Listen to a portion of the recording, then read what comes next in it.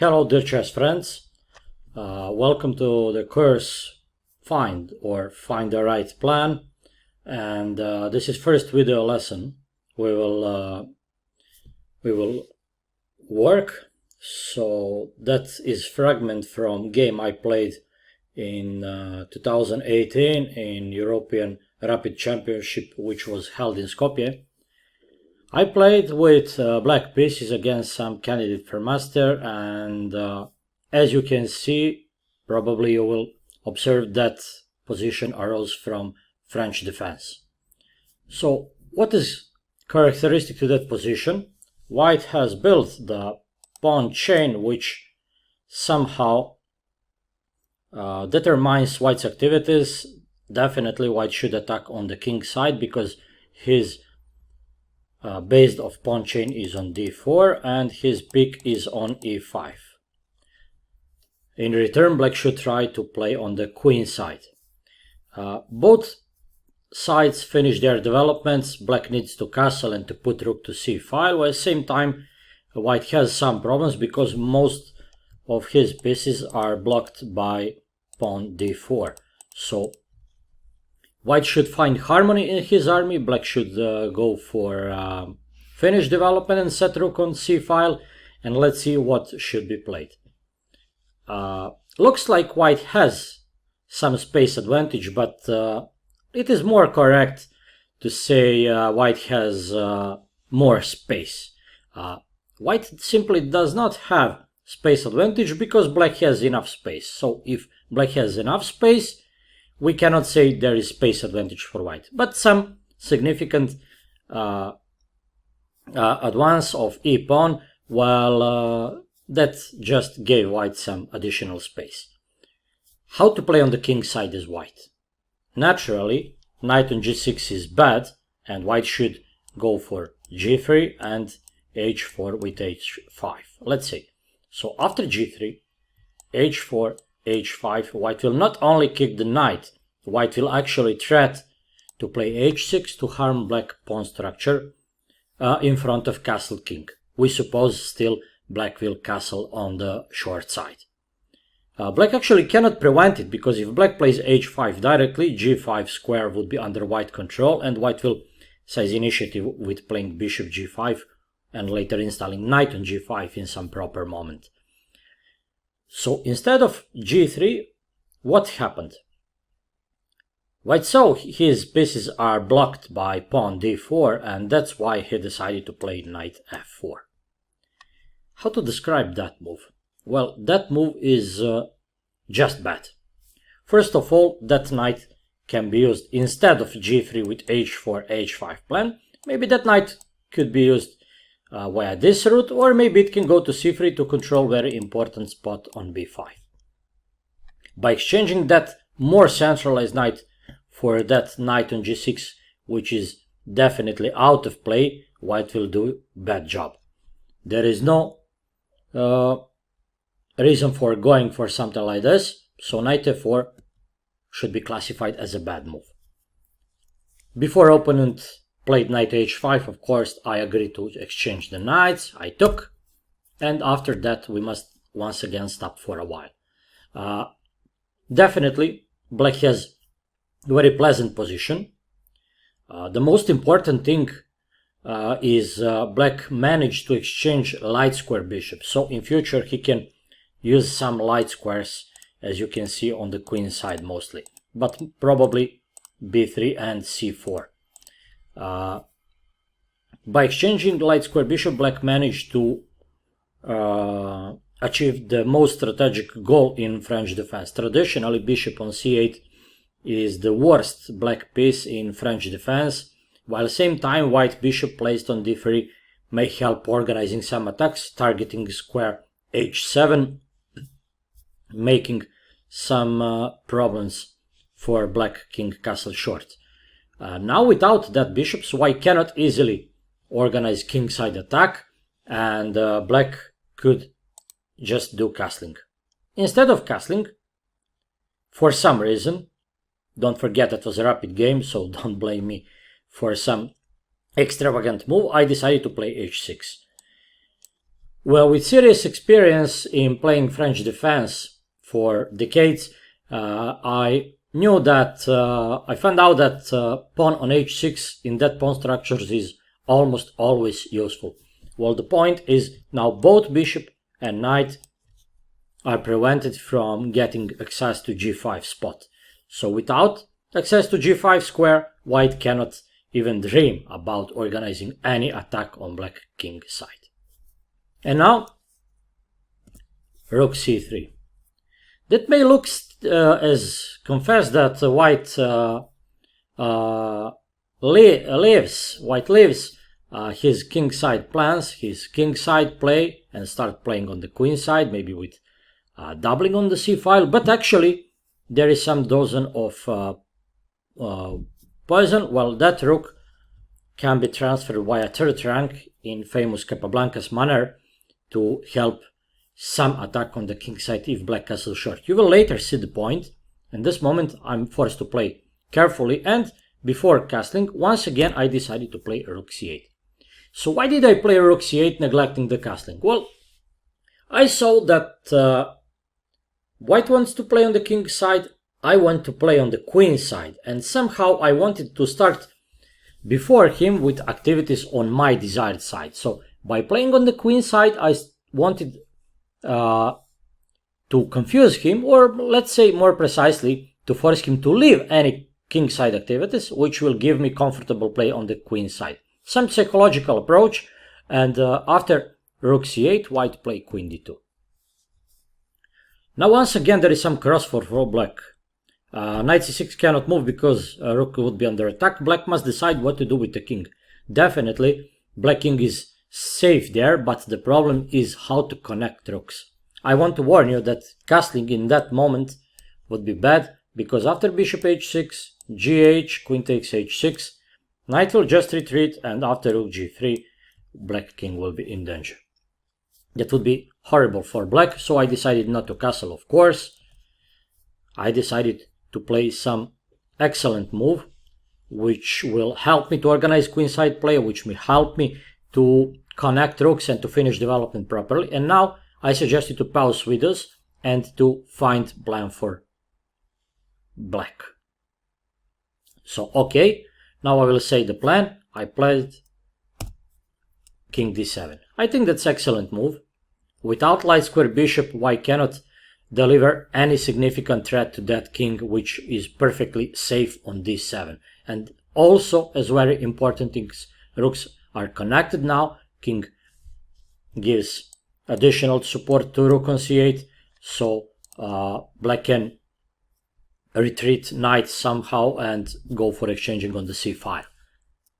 White continue with rook fc1. What to say? White started with doubling, now he continues doubling. There is nothing else he can do on the king side, and now black played knight a5. Well, I want to exchange major pieces and later with minor pieces to dominate in the endgame. Don't forget, black bishop on e7 is much better than bishop on f4, and any endgame would be in favor of black, especially endgame of minor pieces, of course. And now white predicts that very soon or later a bit rooks would be exchanged and maybe even queen very soon. So he thinks like this: okay, some endgame will arise soon and I will have bad bishop against opponent good bishop. So if I cannot avoid that endgame, let's make my bishop a bit better. How to make my bishop a bit better? Well, by playing h4 and fixing black pawns with h5. So white wants in return to fix some black pawns on dark square. That is natural strategy, natural approach, and white will try in future to find some counterplay on the king side. That counterplay on the king side should oppose to black definitely fastest play on the queen side, and game is still somehow balanced. Preferred for black, but still balanced. b6. Well, before exchanging rooks, I want to give support to my knight, as you can see, and queen supports the rook. So now if white takes twice on c8, I can capture finally with my queen. Okay, white continued with h5, everything is normal, and I decided to take. Well, actually, it is not good advice to take first, but okay, with no good useful moves, it is good, of course, to do some useful waiting moves to delay capturing and to force opponent to take first. But I do not have good moves at the moment, and I decided to play this. Now rook c8. By the way, if white takes with the rook, again rook c8, that will change nothing practically. And now after exchanging all pieces, we achieved very, very interesting endgame. How to evaluate that endgame? Well, due to presence of that pawns, that must be evaluated as preferred for black. But still, things are not so clear because white can with g4 and g5 organize some active play on the king side. So white continue with solid move king f1, and that gave chance to black to play excellent move knight c4. Knight c4 practically forces white to play bishop c1, so thus maybe a4 would be more precise. That would be interesting move. Later white will try to play b3 and put king closer to center, which will give him balanced play and real chances to save a slightly worse position. After king c8, white played king f1, and of course black played knight c4. It is urgent to play this, because after playing knight c4, that pawns will be forever paralyzed on b2 and a3. They will be target. Always try to fix pawns in endgame on opponent bishop collar. Bishop c1, what else? And now, definitely white still does not try to play d3, because pawn on a3 would be lost. But white idea is actually to play a3, a3 to a4, that would be good. And after that, in some moment, b3 will be played with knight kicked back. White will improve pawn structures, removing pawns from the dark square spots, and he will achieve very comfortable endgame after this. So black must play this. Once again, black delays his action on the king side, on the queen side, sorry. Later, black will activate his king. Still, right now, black is actually forced to play b5, which prevents a4. By preventing white move a4, black practically prevents even move b3, which is actually a thing he wants to prevent. So no a4 possible, no b3 possible. White pawn stay forever fixed on dark squares. Automatically bishop stays locked on c1, and you will see how black easily improved his advantage and finally converted into full point. King e2, now king d7, and after g3, I ask you to evaluate that move. Well, that move should not be played, of course. King d3 would be good. Or let's say g4. If white doesn't have idea what to do, then it is good to go for king side counterplay. Maybe that will bring something, maybe that will bring nothing, but that's the way black should try, white should try to go for. Simply g4 with idea of g5 may bring some chances to survive. g3 is just waste of time. You will see later that white very soon played g4. Black played a5. a5 was played, of course, with idea to fix forever and ever white weaknesses on a3 and b4. Black wants to play b4, but if black plays b4 in any moment, white will block win a4. So black needs his pawn on a4 to prevent white from playing a4, and then b4 would be good, and that will open a route for black king, which will get access to b5 spot. So by playing a4, black will prepare b4, and king will get access to b5. Knight d2. Of course, black will not take.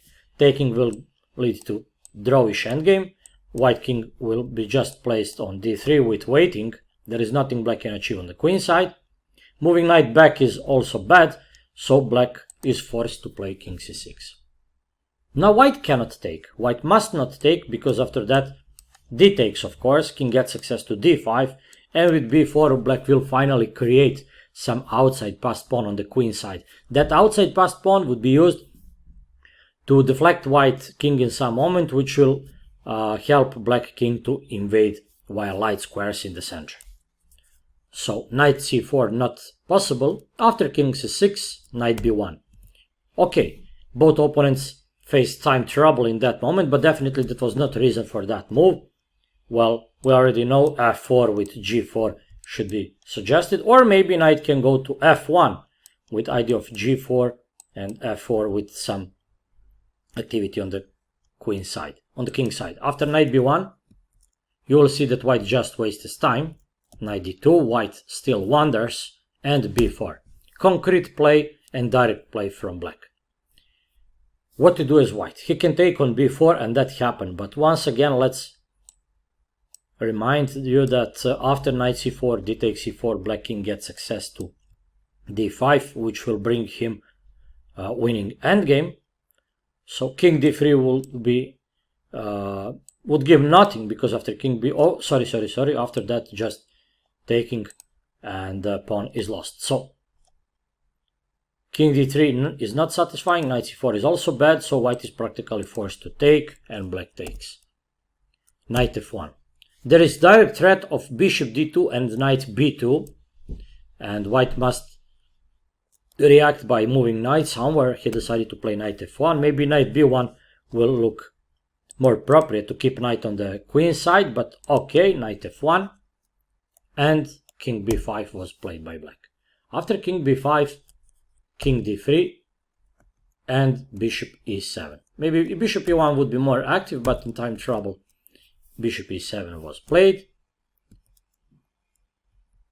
King c3, another mistake. Well, here it was better to play knight d2, bringing knight back to active position. The point is, after black plays king b4, to keep prevented king b3. So there is no chance for black to invade with the king. White play king c3 instead. And after king c3, bishop b4, black finally moves bishop back to active position. King c2, definitely move losing the game. King d3 should be played to have possibility after bishop e1 to protect f2 pawn with king e2, as you can see. But after king c2, move was made in time trouble, to remind you. Bishop e1. What's the point now? Of course, pawn f2 can be protected by advancing, but that's not something white want to achieve. Well, after f4, king b4, and now we can see surprisingly white is in Zugzwang. If bishop moves there, pawn will be lost, as you can see. If bishop moves there, of course, again, pawn would be lost. If king moves, black will get access to b3 spot. If knight moves, pawn g3 would be lost. And finally, white is forced to play g4.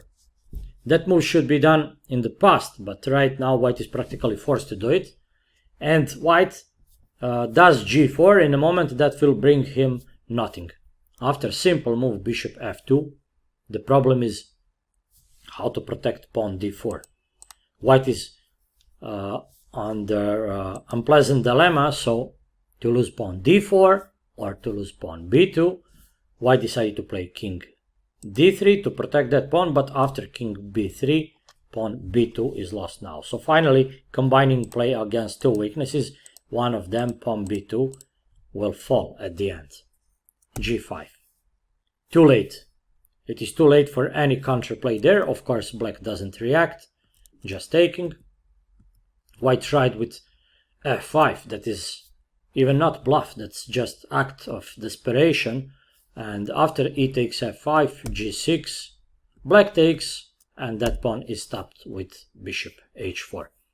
One more move was played, and after knight e3, a3, and white resigned. So you could see our first example. I really hope that is perfect for our topic of finding a right plan. How to recognize the right plan? Well, at this moment, let's go to the beginning. It is clear white should play on the king side, but he started with bad move, knight f4. He just exchanged good move for bad one, and instead of correct g3 with h4, h5, and if possible h6, which will give white solid chances on the king side, white chose that move, and finally in that moment going for bad plan, white was forced later to play without plan because he got confused. He got confused because after that he is forced to stop dreaming about playing on the king side because there is nothing he can achieve there. By being stopped to playing on the king side, white finally got confused and practically he was forced to play on the queen side with rook c3 and rook c1, which finally achieved nothing. So black just realized favorable endgame because white had bad bishop, of course.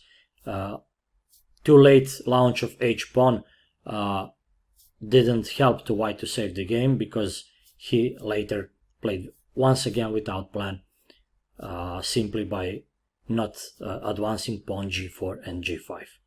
That would be all for our first lesson, and see you soon with new games. See you, bye bye.